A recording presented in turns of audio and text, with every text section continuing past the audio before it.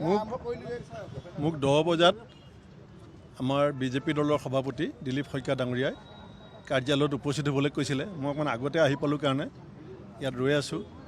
10 বজাত নিশ্চয় মোৰ যোগদান হ'ব আৰু তাৰ পাছত আপোনালোকে যদি মোক ক'বলৈ সুযোগ দিয়ে দলে আৰু আপোনালোকে সোধে মই নিশ্চয় মনৰ কথা ব্যক্ত কৰিম। যি আমাৰ লগত আহিছে প্ৰায় সংখ্যাটো মই কৈ দিয়া দিগদাৰ হ'ব। আপোনালোকে দেখিছেই আমাৰ দলৰ এতিয়া এখেত লখিমপুৰ জিলা কংগ্ৰেছৰ সভাপতি আছিলে, এখেত APCC MOBC চেলৰ চেয়াৰমেন আছিলে, মানে তেনেকৈ সকলো আহিছে। এওঁ যুৱ কংগ্ৰেছৰ বিহপুৰীয়া সমষ্টিৰ প্ৰেচিডেণ্ট আছিলে, সেই তেওঁ লখিমপুৰ জিলা কংগ্ৰেছৰ ছেক্ৰেটাৰী, এখেত ৰাইজৰ দলৰ ছেক্ৰেটাৰী আছিলে। এনেকৈ আহিছে বহুত মানুহ, আপোনালোকে লিষ্টখন পাব।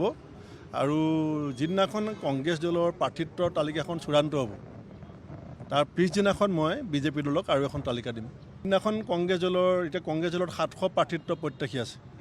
গতিকে আমাৰ সন্মুখ সমৰৰ কংগ্ৰেছ দলৰ যিসকল নেতা সকলোৱেই প্ৰাৰ্থিত্ব বিচাৰিছে 700 গৰাকীয়ে। গতিকে 100 গৰাকীয়ে প্ৰাৰ্থিত্ব পাব, 600 গৰাকী আহিব বুলি মই নকওঁ, কাৰণ 600 গৰাকীক বিজেপি আদৰণি জনাব নজনায় সেইটো প্ৰশ্ন আছে। কিন্তু ৰাজীৱ ভৱনৰ স্বাভিমানী অসমীয়া বাজপেয়ী ভৱনলৈ আহিব। ইতিমধ্যে আজি মই আহোঁতে মোক সকলোৱে হোৱাটছআপ জৰিয়তে শুভেচ্ছা জনাইছে। এখন দীঘলীয়া তালিকা দিম বুলি কৈছে কংগ্ৰেছৰ। আজি আমাৰ বহুত মানুহ অহা নাই। আজি যিসকলে প্ৰাৰ্থিত্ব বিচৰা নাছিলে তেওঁলোক আহিছে।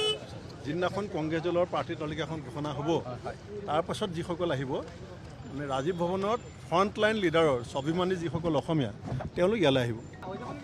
নেতৃত্বটো এতিয়া বিজেপি দলৰ নেতৃত্বতে হ'ব আৰু মই যেতিয়া বিজেপি সোমেই আপুনি সহায় কৰিব নিশ্চিতভাৱে।